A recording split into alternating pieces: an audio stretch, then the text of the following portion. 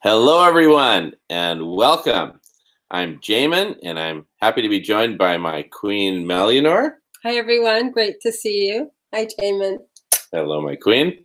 And also happy to be joined on speakerphone by my mother, Carolyn. Hello, Mom. How you doing? Yay. Hi, Carolyn. Glad you're here with us.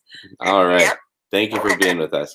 And thank you all for watching and for participating in this conversation, since it is a conversation. So please post your comments, and also please join us on radish.org so we can continue the conversation at much deeper levels. Okay. So tonight, Queen Melieanor, you want to kind of lead us off maybe with Okay. the... Sure.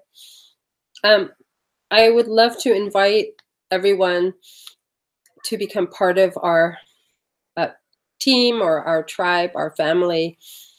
We really need your help getting connected to world leaders, to the media, and to people of influence and people with ideas to really help us move forward with what Jamen has begun regarding radical collective intelligence, and also with the ideas he and Guy McPherson have been discussing about refreezing the Arctic. It's really hard to believe that we have arrived where we have arrived in 2018. It's really hard to see the dwindling abundance of the earth and to see the continuing destruction of the planet, the refugee problem in the world, excuse me, the political upheavals everywhere, wars, unrest, depletion of resources, and that the majority of people seem to be living life like there is no tomorrow, and like we can continue living this way, which many of us know that we cannot. So we all need to get together and start working towards finding solutions and finding ways to change how we're living on the planet, to live compassionately and in loving ways with one another and with the animal kingdom, the plant kingdom. And we all need to get together to do this. So please contact us, and we can all work together this way. We can't do it just the few of us. We're doing what we can, but we really need to be a big family working together to find solutions, regardless of the outcome in the end. Now, I hand it over to you, Jamen. Oh, thank you, my queen. Yeah, very, very well said. The non-attachment to the outcome is really key, and another really important aspect to all this is that this is really hard stuff to assimilate for people who have not been, say, following Guy McPherson for a couple of years. For those of you who have, just think back to when you were first exposed to this information. Most people are just getting exposed to this now, or will be in the coming weeks and months. So we're going to have a lot of people who are going to experience something way beyond a rude awakening. I can hardly imagine anything more shocking. So in order to give these folks a gentle, compassionate waking up, I think two things are really important. Number one is education on the facts, so that it's not just like a mystery or, something, totally unknowable. Let's have some basic facts, including projections that have a basis in sound science, like, for example, Professor Guy McPherson's projections. And then number two, in addition to education on the facts, I think coupling the message of the reality that we're in terms of the planet's predicament, coupling that with the story and the reality of the community that is forming, building, and evolving to come up with solutions. And when I say solutions, what I don't mean is, oh, solutions to all the problems and we're going to fix everything. No, what I do mean are all those things that we can do that will materially improve our course, our trajectory into the future. Like, for example, refreezing the Arctic this year. Like, for example, cleaning up the oceans, shutting down the nuclear power plants, and other vital steps to ensuring that even if humanity doesn't make it and most of complex life gets wiped out, that those organisms who remain on planet Earth have a viable planet upon which to bounce back, right? Even if it takes millions of years for life to bounce back properly after this great warming that we're in the midst of. So, in other words, no matter how you slice it, no matter how doomsday-ish your outlook is on where we're headed, there are always things that we can do to materially improve our course, right? And that may or may not be the most inspiring story you can imagine. And that's one of our challenges, is we need to come up with a new story for humanity in the face of this tremendous predicament, right? And, you know, one story that inspires me that I like to tell is the story of how with this tragedy, with all of its pain and suffering, and death and extinction, this unfolding tragedy is finally giving us an opportunity to truly come together as one humanity. And that's a very beautiful thing.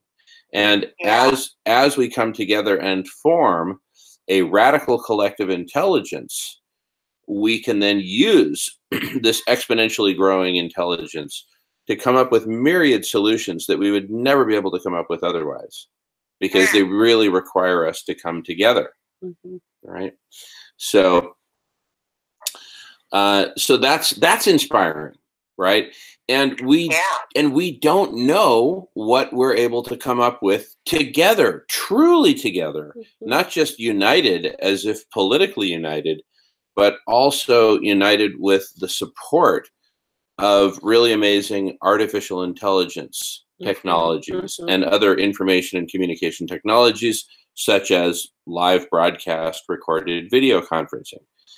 And all this stuff we'll be able to do with that, as I talk about on videos on radical collective intelligence, of which there are many on this very YouTube channel. So I won't go into the details on what radical collective intelligence is, but I do want to emphasize that it has the potential to be a platform, a spaceship for us that we can get on and ride to amazing places that we would never have been able to go otherwise. Humanity has accomplished some pretty amazing feats, but we've also been responsible from some horrific blunders, such as our present predicament. And excuse me. So, but I think that the best of humanity is yet to come, and we can really give birth to that, give birth to a whole new golden age, even in the face of this unfolding tragedy. So it's kind of a lot to expect to ask one to hold this duality of tragedy and beauty, or tragedy and potential, right? But I really think that's what's in front of us right now. And I think a lot of us have a tendency to, once we wake up to the reality of the predicament, the negative side, the tragedy side, we tend to wallow in that and basically say, you know, it's all lost, we're going down, there's nothing we can do, you know, it's over. And just kind of throw in the towel, you know, turn off the television set, leave the football game early, whatever your metaphor, but basically give up, right? I know there's a tendency for folks to do that. And a lot of folks are checking out, a lot of folks are overdosing on drugs. A lot of folks are escaping in games, like online games, or drugs like marijuana or alcohol or much heavier stuff. You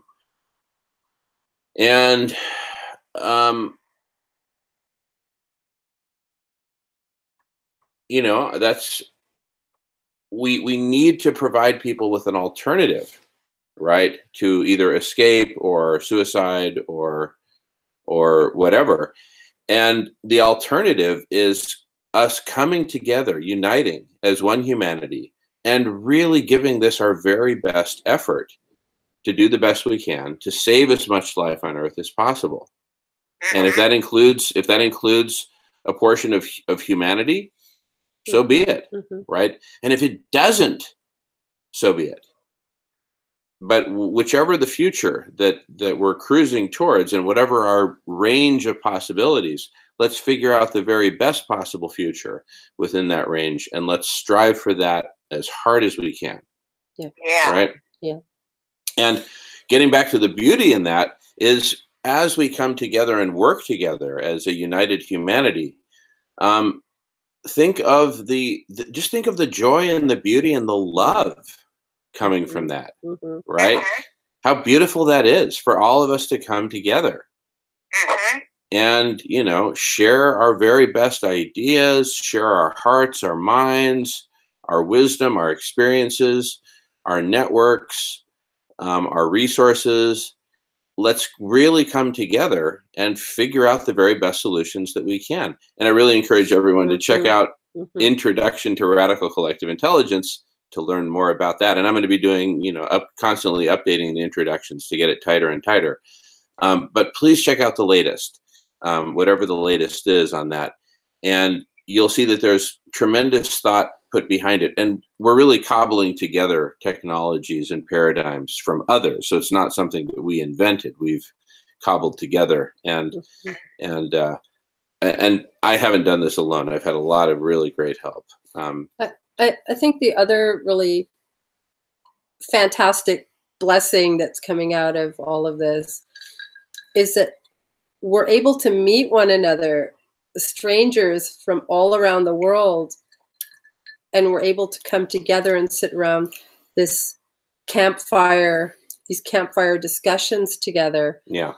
And really hold the space in a really loving, compassionate way together, working towards a common goal.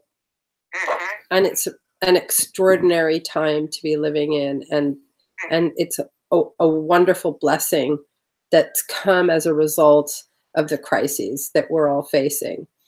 So let's keep coming together. Let's keep sharing our ideas and co-creating together and building this healthy, loving community that is working towards healing and rebalancing life on this earth for however long that's going to be. Yep. Very good. Yeah. Yeah. And so, you know, one thing one thing I also want to mention is that in addition to education and this sort of balance between the tragedy and the beauty, there is another thing that we can work on, which is having some sort of a support structure, a support group. We have the weekly broadcast of the Social Club at the End of the World, which was set up to be largely, but not entirely, a support group, also a sort of a think tank. A lot of metaphors there because we didn't really know what the it was that we were creating. We just jumped in and did it. But that's turned out to be a support for a number of people, not just the people who actively participate in it, but also the people who watch it. So there are so many areas that we need to build out, so many things that we need to build to support each other and to support Mother Earth. So let's just keep coming together and working together to build out all the parts that we need and build this community and build this movement. And I really want to encourage people to not get too discouraged by the naysayers. There's a lot of naysayers out there, and some of them have been saying some pretty nasty things. And we're going to be having conversations on Radish where that's explicitly prohibited per the rules, that kind of behavior. And but in the meantime, the comments on YouTube, just, you know, sift through the negatives and go for the positive gems, because they are out there. And please add your 2 cents. Don't be afraid.